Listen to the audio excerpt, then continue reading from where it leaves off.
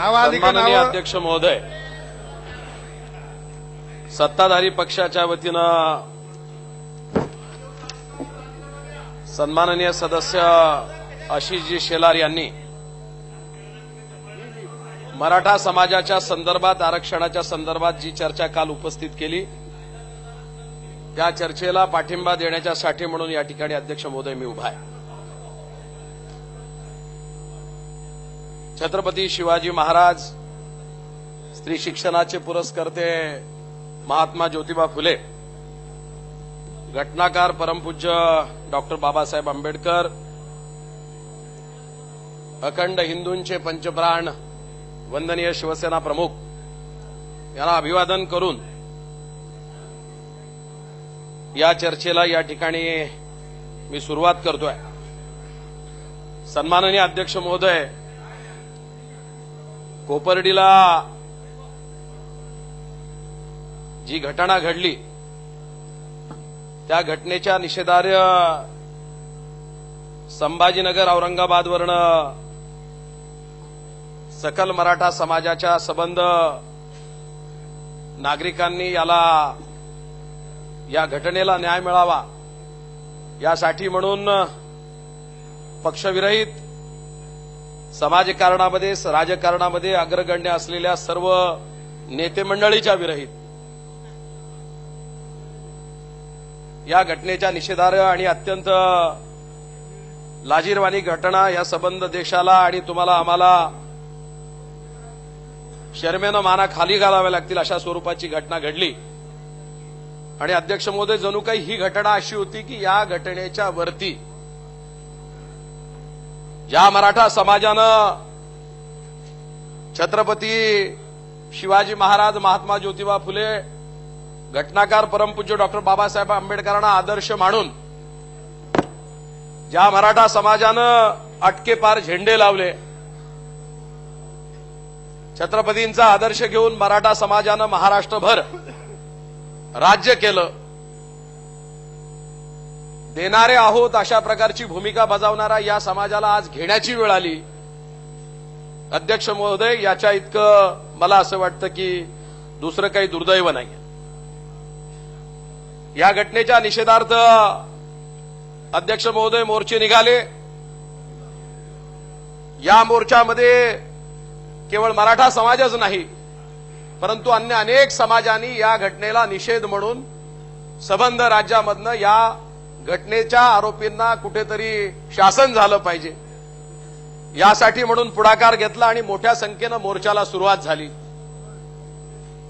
जगाच्या इतिहासामध्ये एखाद्या घटनेच्या निषेधार्ह एवढ्या मोठ्या प्रमाणामध्ये अशा स्वरूपाची आचारसंहिता पाळून कुठल्याही शासकीय मालमत्तेला, कुठल्याही शासनाला अडचण ठरेल, कुणा एका नागरिकाला त्याचा त्रास होईल अशा सबंध बाबीला कुठेतरी आचारसंहिता बाळगून आदर्शवत असे मोर्चे संभाजीनगर औरंगाबाद पासून अध्यक्ष महोदय त्याला प्रारंभ झाला. आणि बघता बघता अध्यक्ष महोदय सबंध राज्यामध्ये नागपूर आणि मुंबई वगळता सगळ्याच जिल्ह्यामध्ये एका पाठोपाठ विक्रमी मोर्चे निघाले. या मोर्चांच्या निवेदनामध्ये राजकीय पटलावरती काम करणाऱ्या सर्व पक्षातल्या एकही माणसांनी कुठे निवेदन केले नाही. सबंध राज्यांनी, देशांनी आणि जगानं बघितलं की ज्या मुली शालेय विद्यार्थिनी असतील, महाविद्यालयीन विद्यार्थिनी असतील, त्या या घटनेच्या निषेधार्थ त्यांच्या भावना सातत्यानं त्या ठिकाणी आपापल्या परीनं त्या त्या जिल्ह्याला निवेदन करत होता. अध्यक्ष महोदय, मगाशी सांगितल्याप्रमाणे शेतकरी समाज, कुणबी समाज, मराठा समाज हा सबंध राज्यभर सगळ्या ठिकाणी नेतृत्व करता करता सगळ्यांना न्याय देता देता सामान्यांना कुठेतरी अन्नधान्य पिकवण्याची मोठी संख्या, सर्वात जास्त जर शेतकरी कोण असेल तर तो कुणबी आहे, तो मराठा आहे. आणि तो कुणबी आणि तो मराठा शेतकरी सातत्यानं गेली अनेक वर्ष छत्रपतींच्या काळापासून आज पावे तो अन्नधान्य पिकवण्यामध्ये गर्त राहिला. समाजामध्ये पाटीलक्या होत्या. अलीकडे घटनाकार पूज्य डॉक्टर बाबासाहेब आंबेडकरांच्या या सगळ्या घटनेमुळे सगळ्यांना अधिकार मिळावे, काळाच्या ओघामध्ये आम्हाला आमचं बालपण अध्यक्ष महोदय आठवतं. आणि त्यामध्ये मराठा समाजाचा म्हटलं की गावचा पाटील म्हटला की प्रसंगी घरात खायला जरी नसलं पण एखादा अडलेला माणूस आला तर त्याला त्या प्रसंगी मदत करताना मागे पुढे पाहायचं नाही, अशा प्रकारची भूमिका सातत्यानं मराठा समाजानं आतापर्यंत बजावली आहे. अध्यक्ष महोदय, ही जबाबदारी निभावत असताना याच्या इतकं दुर्दैव आज मराठ्यांच्या पदरी आलं. आम्ही अध्यक्ष महोदय आता हयात आयुष्यभरामध्ये जे काही आम्ही आमच्या बालपणामध्ये पाहिलं, असं ऐकलं होतं की दूरवर जर पाहिलं तर लहानपणाच्या कल्पना असायच्या की आकाश आणि धरतीचं कुठंतरी मिलन होतं आणि कुठंतरी हे दोघंही एक आहे, अशा प्रकारची भावना त्या क्षितिजावरती असं वाटायचं की कुठंतरी हे सगळं एक संघ एक आहे. आणि मग ही भावना आज समाजाला आरक्षण मागायची वेळ तरी का आली? सर्वात प्रथम या ठिकाणी मी स्पष्टपणानं नमूद करू इच्छितो की वंदनीय आमचे पक्षप्रमुख आदरणीय उद्धवजी ठाकरे यांनी सुरुवातीला ज्यावेळेस समाजाचे मोर्चे मोठ्या प्रमाणामध्ये राज्यभर निघायला लागले, या समाजाच्या आरक्षणासंदर्भात सरकारनं गंभीरतेनं विचार केला पाहिजे आणि या महाराष्ट्र विधानमंडळाचं एक स्वतंत्र आणि विशेष अधिवेशन त्या ठिकाणी बोलवलं पाहिजे, अशा प्रकारची स्पष्ट भूमिका बजावली. सन्माननीय अध्यक्ष महोदय, काल या चर्चेला प्रारंभ झाला.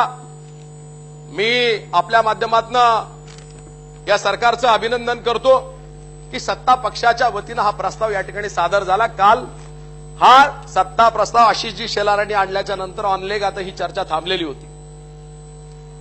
या चर्चेच्या स्वरूपामध्ये अध्यक्ष महोदय खूप काही बोलण्यासारखं आहे. आदर्शवत मोर्चे जर म्हणाल तर जगाला आदर्श घालून दिलेले मोर्चे अध्यक्ष महोदय आज निघाले, हे खरं आहे. स्पर्धा जणू काही लागली. 4 लाख, 5 लाख, 10 लाख, माझ्या नाशिक जिल्ह्यामध्ये जवळपास सरकारी आकडा 22 लाखापर्यंत गेला. काही काही ठिकाणी साताऱ्यामध्ये तर तो 40 लाखाची सुद्धा मर्यादा त्यांनी ओलांडली. आणि ही 40 लाखाची अध्यक्ष महोदय मर्यादा ओलांडत असताना या सगळ्या मोर्चामध्ये मराठेच होते असं नाही आहे. म्हणून या सगळ्या विषयाची जाणीव केवळ मराठ्यांनाच नाही तर उर्वरित समाजातल्या सगळ्या घटकांना अशी जाणीव व्हायला लागली की खरोखर आहे की ह्या समाजानं शेती पिकवली, या समाजानं पाटीलक्या केल्या, या समाजानं धान पिकवलं, या समाजाने गोरगरिबांची पोटं भरण्यासाठी प्रसंगी स्वतःच्या परिवाराकडे लक्ष दिलं नाही. परिवाराकडे लक्ष नाही दिलं. डॉक्टर बाबासाहेब आंबेडकरांनी सांगितलंय की शिक्षण हे वाघिणीचं दूध आहे. दुर्दैवानं अध्यक्ष महोदय, हा समाज या कष्टामध्ये गर्त राहिला. दुसऱ्याची भूक भागवायची, दुसऱ्याचं भलं करायचं, हा सातत्याचा विचार या समाजामध्ये भेडसावत राहिला, त्या चिंतेत राहिला आणि आपलं पाठीमागं काहीच राहिलं नाही. याची जेव्हा अध्यक्ष महोदय जाणीव झाली, कोपर्डीची घटना ही त्याला कारणीभूत होती. अध्यक्ष महोदय, सुरुवातीच्या काळात कोपर्डीच्या घटनेच्या निषेधार्ह अनेक विषय चर्चेला आले. राज्यभरामध्ये सगळ्यांच्या मनामध्ये अशी भावना निर्माण झाली की अॅट्रॉसिटी कायद्यामध्ये सुधारणा आणल्या पाहिजे, तिचा वापर आणि गैरवापर हा दोन्ही बाजूनी होतो. याबद्दल मला असं वाटतं की सारासर सगळ्यांचं एकमत असेल आणि मग ते सगळं बाजूला राहिलं अध्यक्ष महोदय. आणि समाजातल्या उपेक्षित जो घटक आहे त्यामध्ये प्रकर्षानं शेती करणारा शेतकरी असेल, ज्याची शेती 100 एकर होती, त्याच्या 7 पिढ्या गेल्या, 10 पिढ्या गेल्या, त्या 100 एकराची 50 एकर, 10 एकर, 5 एकर. अध्यक्ष महोदय, आज परिस्थिती काही काही भागामध्ये मराठा समाजाची अशी आहे की स्वतःचं घर बांधायला सुद्धा अध्यक्ष महोदय जागा राहील की नाही, अशा प्रकारची भीती आहे. आणि मग हा जगाचा पोशिंदा, ज्याला आपण राज्याचा पोशिंदा मराठा समाज, दुसऱ्याची भूक भागवण्यासाठी जेव्हा स्वतःच्या पोटाला खळगी पडायला लागली अध्यक्ष महोदय, तेव्हा त्याला अशी जाणीव झाली की आता जर आपण उतरलो नाही, आता जर आपण समाजासाठी एकरूप झालो नाही, प्रसंगी अध्यक्ष महोदय सगळेजण एक यायला लागले. हे मोर्चे जेव्हा अध्यक्ष महोदय निघायला लागले, कान्या कोपऱ्यामधून लोकप्रतिनिधी कोणी असू देत, माहिती घ्यायला लागले अध्यक्ष महोदय, अरे बापरे 4 लाखाची गर्दी, हा त्याला फोन करायचा, तो याला फोन करायचा, अरे तू येणार आहे का? आणि अशा तऱ्हेनं लोकप्रतिनिधी या मोर्चामध्ये शेवट का होईना सामील व्हायला लागले. आणि राज्याच्या राज्यमंत्री असलेले प्रथम मंत्री अर्जुनराव खोतकर देखील मंत्री असून सुद्धा समाजाच्या या मागण्यांच्या पुढे सगळ्यांना झुकावं लागलं. आणि सगळेजण सामील झाल्याच्या नंतर हळूवार आपण पाहिलं की या राज्याचे माजी मुख्यमंत्री आदरणीय पृथ्वीराज चव्हाण बाबांच्या पासून सगळीच लोक याच्यामध्ये समाविष्ट झाली. साताराच्या मोर्चामध्ये एकनाथराव शिंदे साहेब पण होते आणि सगळेच मंत्री होते. मग अध्यक्ष महोदय, ही चर्चा आणि हे अधिवेशन विशेषतः आम्हाला अभिप्रेत होतं की कुठेतरी 1-2 दिवसाचं अधिवेशन या निमित्तानं होईल. आज जेव्हा ही स्पर्धा होते, अध्यक्ष महोदय, पार्टी, पक्ष, जात, पात या सगळ्यांच्या पलीकडे आम्ही या सभागृहामध्ये काम करतो. कुणाचा धनगर समाजाच्या आरक्षणाला विरोध नाही, मुस्लिम समाजाच्या आरक्षणाला विरोध नाही, ओबीसीला कुठे धक्का लागू द्यायचा नाही, एससी एसटीच्या आरक्षणाला अध्यक्ष महोदय धक्का लागू द्यायचा नाही. आणि मग मराठा समाज आरक्षण मागतो अध्यक्ष महोदय, त्या आरक्षण मागण्याच्यासाठी त्या चर्चेला. आणि मग आपण म्हणावं ही केविलवाडी बाब आहे की 1.5 तास चर्चा करा. जेव्हा 2 कोटी लोक, किमान माझ्या मताप्रमाणे 2.5 कोटीच्या पुढे तो आकडा आहे. महाराष्ट्राच्या लोकसंख्या मला वाटतं 12 कोटी, 11 कोटी जनता, आणि 11 कोटीपैकी जवळपास 25% लोक रस्त्यावर येतात आणि आपण चोरटी बामटी चर्चा करावी. 1.5 तास घ्या, ऑनलेग घ्या. आम्हाला शरम वाटते. या छत्रपतींनी आदर्श घातला, 12 बलुतेदारांना सोबत घेऊन राज्य करण्याची परंपरा तुम्हाला आम्हाला सगळ्यांना माहिती आहे. इतिहासाचे दाखले या ठिकाणी अध्यक्ष महोदय देण्याची गरज नाही. आणि मग असं असताना आम्ही केविलवाडर म्हणायचं, कोणीतरी विरोधी पक्षाच्या बाजूने बोलायचं, अरे घ्या 12 नाही, सकाळपर्यंत अध्यक्ष महोदय चर्चा झाली तर आमचं दुमत नाहीये. आणि मग मराठा समाजासाठी जर ही अवस्था असेल, 1.5 तासाची चर्चा. अध्यक्ष महोदय, मला संरक्षण द्या. आपण बोला, ते खाली बसून. आणि मग ह्या अवस्थेमध्ये खाली बसून बोलण्याचं 1.5 तास, आणि म्हणून ही 1.5 तासात संपणारी चर्चा नाहीये. याच्यामध्ये जर निर्णय घ्यायचा ठरला तर ही 5 मिनिटं लागणार नाही. सर्वोच्च न्यायालयामध्ये हा निर्णय आहे. ठीक आहे, अशी जी आपण विधीमध्ये, म्हणजे आपण लॉचे ग्रॅज्युएट आहात, या राज्याचे प्रमुख आदरणीय देवेंद्र फडणवीस सुद्धा साहेब त्या लॉमध्ये गोल्ड मेडलिस्ट आहे. मला असं वाटतं कायद्याच्या गप्पा आणि या सगळ्या त्या तर होणारच आहे, कारण त्या प्रक्रियेतनं तुम्हाला आम्हाला जावंच लागणार आहे. तिथे आम्ही काही करू शकत नाही. परंतु त्या पलीकडे जेव्हा सार्वभौम सभागृहामध्ये सगळ्यांची इच्छा आहे, कोणाचाच कोणाला विरोध नाही, बोलतात तर सगळे, पण करायच्या बाबतीमध्ये 1.5 तासाची चर्चा ही लोकशाहीला आणि या राज्याला, महाराष्ट्र राज्याला तर अजिबात शोभिवंत नाही आहे. आणि म्हणून अध्यक्ष महोदय, जी 2-2.5-3 कोटी जनता ही रस्त्यावर उतरली, अध्यक्ष महोदय, मी स्वतः पाहिलं, आपण सगळ्यांनी ते अनुभवलं. कधी काळी हा समाज स्वतःची ओळख करून द्यायचा नाही. हा मराठा आहे का हा कोण आहे हे आम्ही देखील कधी कोणाला एकमेकाला विचारलं नाही. पण जेव्हा 20-20 लाख, 25-25 लाख लोक, नाशिकचं उदाहरण जर द्यायचं ठरलं तर 10-10 किलोमीटरच्या रांगेमध्ये इतका आदर्श होता की संबंध सगळीकडे माईक लागलेले होते. आणि मोर्चाची सांगता होत असताना राष्ट्रगीत झालं. अध्यक्ष महोदय, आयुष्यामध्ये अनेक प्रसंग पाहिले, अनेक जवान शहीद होताना त्यांच्या प्रती भावना व्यक्त करत असताना, त्यांच्या अंतिम संस्काराला जात असताना जो काही आपण तिथला डेकोरम किंवा तिथली जी काही शांतता पाहतो, त्यांच्या प्रती जो काही आदर पाहतो, तसाच आदर्श या मराठा समाजानं ते राष्ट्रगीत गात असताना आम्ही 10 किलोमीटरच्या, 20-20 किलोमीटरच्या रांगा पाहिल्या. सामान्य बाईला, सामान्य घरातल्या, ज्यांना म्हणजे भाड्या तोड्याला सुद्धा आज वणवण आहे, अशा बायका, अशा भगिनी, अशा मुली अध्यक्ष महोदय रस्त्यावरती कुणाच्याही आश्रयाने आले नाही, कोणाचाही रुपया नाही. राजकीय चर्चा अनेक झाल्या असतील, कोणी त्याला पुढाकार देतोय, कोण खतपाणी घालतंय, कोण मराठ्याला उकसवतंय. अध्यक्ष महोदय, कोण कोणाला उकसवण्याच्या पलीकडे हे सगळे मोर्चे झालेले. आणि मग ह्या मोर्चांच्या प्रती आज खऱ्या अर्थानं एका उंबरठ्यावरती आपण शासन म्हणून आपण इथं बसलेलो आहोत. लोकप्रतिनिधी होता असो, माझ्या मनात तर भीती होती की ही चर्चा होती की नाही. परमेश्वर कृपे करून ती होते.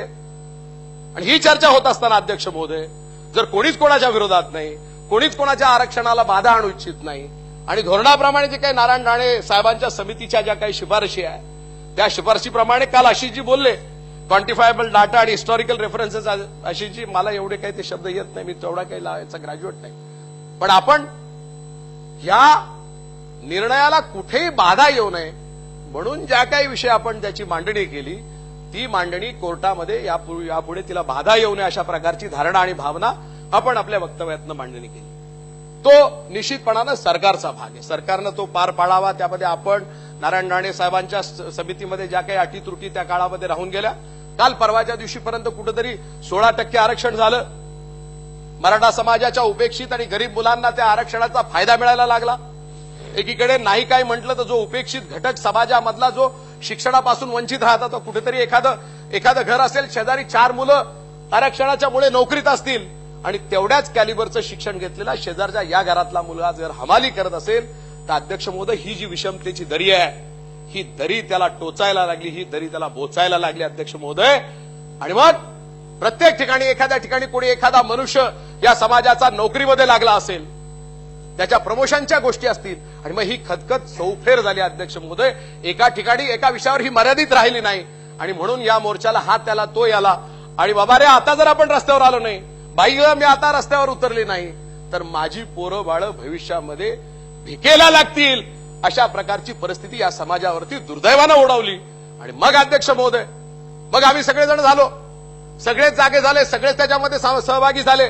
त्याच्यामध्ये कुणी फक्त मराठा समाजाचेच नाही पण इतर समाजाचे सर्व लोकप्रतिनिधी, गाव पातळीवरती छोट्या छोट्या समाजाचे जे काही घटक असतील, प्रमुख राजकारणामध्ये समाजकारणामध्ये जी माणसं असतील, अध्यक्ष महोदय ही सबंध या मोर्चाला पाठिंबा द्यायला लागली. त्यानंतर नाशिक जिल्ह्यामध्ये ओबीसींचा सुद्धा मोर्चा निघाला. अध्यक्ष महोदय, या ओबीसींच्या मोर्चाला आम्ही देखील सांगितलं की तुमच्या ज्या मागण्या आहे मोर्चापुरत्या आणि ओबीसीच्या समाजाच्या आरक्षणाला बाधा येऊ नये, किंबहुना काय जे असेल त्याला आमचा देखील पाठिंबा आहे. पण बाबा रे, आमचा तुम्हालाही पाठिंबा आहे, तुमचा आम्हालाही पाठिंबा आहे, सगळ्यांचाच एकमेकाला पाठिंबा आहे. इतकं छान चाललंय, मग अडलं कुठे आहे? मग हे अध्यक्ष महोदय, हे ह्या टप्प्यावर जर अडलं असेल तर त्याच्यातल्या अटी त्रुटी, त्याच्या संदर्भातली जी काही न्यायालयीन अडचणी असतील, अध्यक्ष महोदय याला वाचा फोडण्यासाठी खऱ्या अर्थानं सरकारने आता पुढाकार घेण्याची गरज आहे. अध्यक्ष महोदय, राजकीय चर्चा जर करायची ठरली, मग मराठ्यांचे मुख्यमंत्री होते, 15 वर्ष तुम्ही काय केलं? मला असं वाटतं अध्यक्ष महोदय, या सगळ्या विषयावरती चर्चा करण्याची आवश्यकता नाही. आज असं आहे की कुठल्याही विषयाला जर हात घालायचा ठरला तर फार सावधानतेने बोलावं लागतं. एखाद्या विषयाला विरोध करायचा तर आपण राष्ट्रद्रोही आहोत का, अशा प्रकारची भीती सुद्धा कधी काळी, चांगला एखादा निर्णय असेल त्या निर्णयाला विरोध जरी करायचा तर ती भीती, नाईक साहेब आमच्यासारख्याला रस्त्यावर उतरणारी आमची संघटना आहे. शिवसेना प्रमुखांनी उद्धवजींनी आम्ही जे काही सांगितलं, बाबा एखादा विषय जर चुकीचा असेल ठीक आहे, आता काही दिवस होऊ द्या, त्याच्यानंतर बघूया. पण आता मांजर, शिंदे साहेब आता मांजर कसंही फेकलं तर ते 4 पायावर पडतं. त्याच्यामुळे आता अशी परिस्थिती आहे की आमची पण आता काय परिस्थिती तुम्हाला माहिती आहे. पण एक लक्षात ठेवा सन्माननीय अध्यक्ष महोदय, आपल्या मार्फत मी पुन्हा एकदा पुनरुच्चार करतो, काय घटना घडावी, एखादी छोटी मोठी घटना घडावी आणि त्याच्यातनं राजकारण व्हावं आणि शिवसेनेचा याला विरोध आहे वगैरे वगैरे, बाबा बाबा बाबा, आम्ही तर कधी आमच्या डोळ्यात कोणी ताट जरी पाहिलं तरी आमचा शिवसैनिक कसा रस्त्यावर उतरायचा. पण ठीक आहे, आम्ही ज्या काही घटनाक्रम असेल त्या संदर्भात माननीय उद्धवजींनी वेळोवेळी जे काही भूमिका घ्यायची ती घेतलेली आहे. आणि म्हणून आमची भूमिका आणि शिवसेना पक्षाची भूमिका नव्हे तर मला असं वाटतं की या सदनाची आणि या सभागृहाची सगळी भूमिका तीच आहे. आणि मग ही भूमिका पार पाडत असताना, ही भूमिका संपन्न होत असताना मला असं वाटतं की 2.5-3 कोटी मराठी जनता जी रस्त्यावर उतरली, ज्यांनी आजपर्यंत राज्य केलं 350 वर्षाच्या इतिहासामध्ये छत्रपतींचा आदर्श घेऊन, छत्रपतींचे तर सगळे बहुतांशी शिलेदार मुस्लिम समाजाचे होते. कोणावरती स्वारी करायची, कुठे काय गणिमा कावा करायचा, प्रसंगी कोणाचं काय मदारी मेहतर असतील, दलित समाजाचे असतील, आणि तो आदर्श आजही मराठा बाळगून आहे. आणि मग या मराठ्याच्या मोर्चांच्या प्रती जर मोर्चे मराठ्यांना द्वेष म्हणून निघत असतील तर अध्यक्ष महोदय ही फार मोठी शोकांतिका आहे. आमचा कुणाला विरोध नाही, आम्ही सुरुवातीलाच सांगितलं. आणि म्हणून या सगळ्या विषयामध्ये सरकारनं गांभीर्यानं पाहिलं पाहिजे. या सगळ्या घटनेकडे केवळ ही जनता उतरली याच्यावर थांबणार नाही अध्यक्ष महोदय. क्षत्रिय समाज हा लढवय्या समाज आहे. यांनी आतापर्यंत अन्यायाच्या विरोधामध्ये अध्यक्ष महोदय नेहमी लढे दिलेले आहेत. आणि आज हाच समाज इतका सहिष्णू आणि इतका शांततेनं समाजाच्या पुढे जातो, एक कॅज्युअलिटी होत नाही. 3 कोटी जनता रस्त्यावर जाऊन सुखरूप घरी पोहोचते, काय आदर्श होता अध्यक्ष महोदय. नाशिक शहरामध्ये जेव्हा आम्ही मोर्चामध्ये शेवट चालत होतो, काय म्हणजे सेल्फ कोड ऑफ कंडक्ट ज्याला म्हणू तसं, एखादी गृहिणी भगिनी जर जवळून जात असेल तर ऑटोमॅटिकली लोक त्या भागात त्या महिलेला जागा करून पुढे जाण्यासाठी संधी द्यायची. एक साधा कचरा सुद्धा कुठे पडला नाही. स्वच्छ भारत अभियानाचं खऱ्या अर्थानं जर कोणी पालन केलं असेल तर मला असं वाटतं अध्यक्ष महोदय ते मराठा समाजानं रस्त्यावर उतरल्याच्या नंतर केलेलं आहे. आणि मग सगळं आदर्शवत आहे, सगळं चांगलं आहे. आणि मग ह्या उंबरठ्यावरती अध्यक्ष महोदय आता निर्णय घेण्याची वेळ आली. आणि म्हणून सरकार दरबारी या ठिकाणी माननीय मुख्यमंत्री बसले, विधितज्ञ आहेत, तरुण आहे, तरणे बांड आहे, शेतकरी समाज या आरक्षणाच्या बरोबर विधिमंडळामध्ये मागच्या अधिवेशनामध्ये एपीएमसीचं ते विधेयक आलं होतं, त्याला आम्ही सांगितलं होतं की पर्यायी व्यवस्थापन. प्रत्येक ठिकाणी अध्यक्ष महोदय पर्यायी व्यवस्थापन हा शब्द अलीकडे इकडच्या बाकांकडनं येतो. काही निर्णय घ्या पण पर्यायी व्यवस्थापन करा. अध्यक्ष महोदय पर्यायी व्यवस्थापन केलं नाही. हा कुणबी समाज, हा मराठा समाज, हा शेती करणारा समाज इतकी चांगली पिकं घेतो. जगाच्या स्पर्धेमध्ये मराठा समाजाचे काही शेतकरी आम्ही तर असे पाहिले की प्रत्येक नैसर्गिक संकट असू देत, आसमानी सुलतानी संकट असू दे, त्या संकटावर मात करताना उत्तम प्रतीचं पीक घेणं. पण गत 2-4 वर्षामध्ये अध्यक्ष महोदय त्यात आपलं सरकार आल्याच्या नंतर थोडेसे भाव फारच कोलमडायला लागले आणि मराठा समाज त्याच्यातनं अजून वैफल्यग्रस्त स्थितीकडे जातो की काय. आत्महत्याशिवाय आम्हाला पर्याय आहे किंवा नाही. पण आता अध्यक्ष महोदय या सगळ्या मोर्चाचा कानोसा जेव्हा आम्ही घेतोय, या कानोशामधनं आमच्या असं लक्षात येत आहे की आता मला नाही वाटत अध्यक्ष महोदय समाज आत्महत्याचा मार्ग निवडेल. समाजानं सगळ्या भूमिका आदर्शवत ठेवलेल्या आहेत. निर्णय सरकारला घ्यायचा आहे आणि या निर्णयामध्ये जर सरकार कदाचित जर म्हणजे उशीर झालं, फास्ट ट्रॅक कोर्ट आणि संबंध बाबी जर या सगळ्या म्हणजे निर्धारित वेळेमध्ये आपण पूर्ण करू शकलो नाही तर अध्यक्ष महोदय दुर्दैवानं वेगळ्या स्वरूपाला हे आंदोलन जाईल. गुजरात आणि राजस्थान, जाट आणि पटेल बहुसंख्य समाजानं काय आपण सगळ्या संबंध देशानं पाहिलंय, तशी एकही भूमिका आमची नाही. सगळं छान आहे, सगळं चांगलं आहे. आणि मग हे सगळं छान आणि चांगलं हे कुठेतरी आम्हाला बालपणामध्ये आकाश आणि जमीन एकत्र होत असताना आशा वाटायची की कुठेतरी याचा समेट आणि मिलाप आहे. हा समेट आणि मिलाप घडवण्याची वेळ कुठल्याही समाजाच्या आरक्षणाला बाधा न देता मराठा समाजाला दिलेलं आरक्षण कायम करणं, या टप्प्यावरती खऱ्या अर्थानं अध्यक्ष महोदय आपण आलेलो आहोत. आणि ते येण्याच्यासाठी आई जगदंबा माननीय मुख्यमंत्र्यांना, या सरकारला बळ देऊ. कमी पडलं तर आम्ही देखील त्याच्यामध्ये सर्वसामान्य जनतेच्या वतीने काय बळ आवश्यक असेल तर देऊ. परंतु रस्त्यावर उतरवण्याची वेळ अध्यक्ष महोदय या समाजाला येऊ नये, अशा प्रकारची प्रामाणिक अपेक्षा अध्यक्ष महोदय माझ्यासारख्या लोकप्रतिनिधींनी ठेवली तर मला असं वाटतं की ते वावगं ठरणार नाही. आणि म्हणून सरकारची भूमिका अध्यक्ष महोदय याबाबतची स्वयंस्पष्ट, मुख्यमंत्री महोदय याबाबतची भूमिका तर मला खात्री आहे प्रभूजी अत्यंत भक्कमपणानं पार पाडतील. पण उद्या सगळं भामट्या चोरट्यासारखं झालंय. चायला आपण आपलं सॉरी माझ्या पटलावरती हा शब्द जर चुकीचा आला असेल तो काढा. आपण जर असं काही म्हटलो तर आपल्याला ही लोक मतं देतील का, ती लोक मतं देतील का, अशा प्रकारची भीती बाळगण्याची वेळ यावी. मला तर मगाशी मी प्रभू आमचे मुख्य प्रत होते, मी म्हटलं अरे ही चर्चा नाही झाली तर आम्ही मतदारसंघात जायचं तरी कसं. अरे मग जायचं नाही, मांडायचं तर तिकडून बाकीच्या समाजाला राग यायला नको. मग इतक्यात इकडच्या बाकाच्या सगळ्या सदस्यांनी विषय काढला. अरे मी म्हटलं सगळी चर्चा क्लब करा, बिलकुल करा. इथं करतच आलेलं आहे, सर्व नेत्यांनी हे केलेलं आहे. आणि म्हणून या चर्चेच्या समयी या समाजाला रस्त्यावर उतरण्यापर्यंत भूमिका ठीक आहे, पण अध्यक्ष महोदय त्याच्या पलीकडे जाऊन हिंसक वळण लागणार नाही. शेतकरी मराठा समाजातला तरुण आता आत्महत्या करणार नाही, तो वेगळा मार्ग या ठिकाणी अवलंबण्याच्या तयारीत असा आमचा खाजगी काढोसा आहे. आणि ती वेळ ती मराठ्यांच्यावरती, त्या मराठ्यातल्या गोरगरीब समाजातल्या तरुणांना तरुणींना खऱ्या अर्थानं ही वेळ येऊ नये. कोपर्डीची घटना कुठेतरी अत्यंत दुर्दैवी आहे. आरोपीला जात नसते, परंतु ती घटना होईल, त्याच्या संदर्भातले सगळे जेवढे काही लॅकुना आहेत ते परत निघू नये म्हणून काल कोणीतरी मला असं वाटतं की बोलत होतं की त्यांना योग्य रीतीने धडा शिकवला जाईल. ही सगळी भूमिका आपण पार पाडली आहे. पण ती घटना अध्यक्ष महोदय केवळ मराठा समाजाला एक संघ करणारी, त्या बिचाऱ्या मुलीला आपण सगळ्या जणांनी श्रद्धांजली वाली, मी म्हणतो की तिचं बलिदान कदाचित महाराष्ट्रातल्या मराठ्यांना खऱ्या अर्थानं जगायचा स्वाभिमान देईल, अशा प्रकारची खात्री एक सामान्य कार्यकर्ता म्हणून माझ्या मनात आहे.